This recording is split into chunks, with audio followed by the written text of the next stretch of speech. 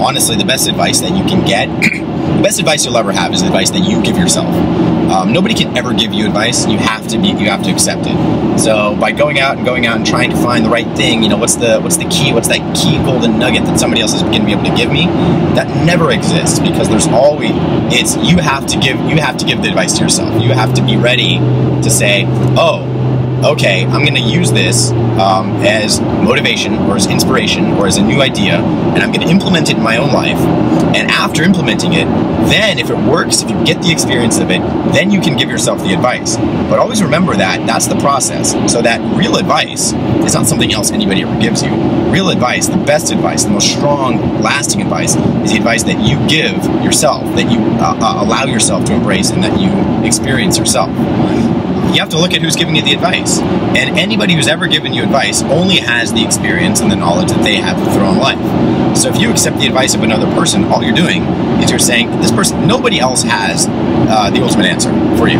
We all know this, but it's very easy to say, well, I'm going to go out and I'm just going to get new ideas from somebody else. Always get the ideas, but never forget that once you internalize it, what really matters is how it plays out, what you do, how you are. And once you internalize any advice that you get and you're able to act on it, you have the experience of having used the advice. Now that's when then you're actually that's actually you telling yourself, allowing yourself to see more, to expand your belief, to expand your thoughts, and that's true advice. That's lasting advice. But whatever the piece of advice is, honestly, it only matters if you actually use it, and it only matters what makes sense to you. So if one person says, like we were talking about earlier, meditation, if one person advocates meditating to get rid of social anxiety, by all means meditate, do it. There's nothing wrong with that. Personally, I don't really meditate. I've never really had to, never really wanted to, wasn't really my thing. Now, could I get into it? Sure, but at this point in my life, it's not really my thing. It might be eventually, but if you think that you want to meditate, maybe, then by all means go into it. If that's the way you have to do it, that's the way you have to do it. If we have to live our lives a certain way, you know, if you have to eat really healthy in order to feel good, in order to be a good person, in order to feel like you have a good heart, then that's the way you have to do it. Another guy might not have to do that and still be able to live his life just any way he wants. If you feel like you have to go out and sleep with 100 women before you're ready to embrace true love, sleep with 100 women. Go out and do that. There's nothing wrong with that at all, and never let anybody tell you there is. If you feel like you're ready for a girlfriend right now, you're ready for a girlfriend, and that's the way you have to do it.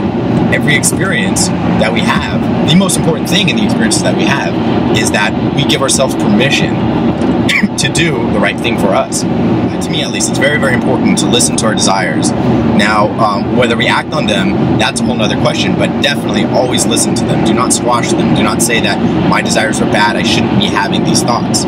There's nothing you should, it's not a question of should you be thinking this or should you be thinking that. You are thinking, and that's it. There is no should when it comes to your thoughts. There's no should when it comes to your desires. Your desires are what they are. All you can do is embrace it. All you can do is hear it, and all you can do is welcome it. What you do, what your actions are, that's a different story. But to try to squash our desires by saying, I shouldn't be thinking that, I shouldn't be doing that. It's really bad for me to want to sleep with a bunch of women. It's really bad for me to have sexual thoughts about my teacher. I don't know. But whatever it is that your thoughts are, allow yourself to have them. Give yourself permission to have those thoughts, and appreciate the fact that it's there, because that's a part of who you are. Your feelings and your thoughts and your desires, all of that is a part of us. And it's very important to accept that, to embrace that those are our thoughts if we want to accept ourselves, if we want to accept ourselves fully and appreciate ourselves fully. Because we need to appreciate ourselves fully first in order to go out and show up the way that we need to show up in the world, do the things that we need to do. Now, that can be on a date with a guy or with a girl, or it can be in our family, it can be in our work lives. The most important thing is to embrace who we are and to embrace what we want. And to accept that what we want is what we want, and what we desire is what we desire.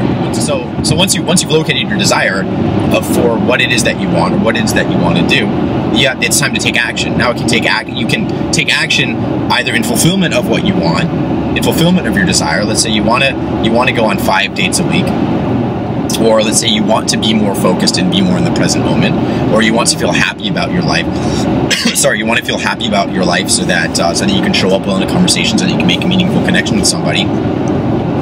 Now, how do you go about doing that?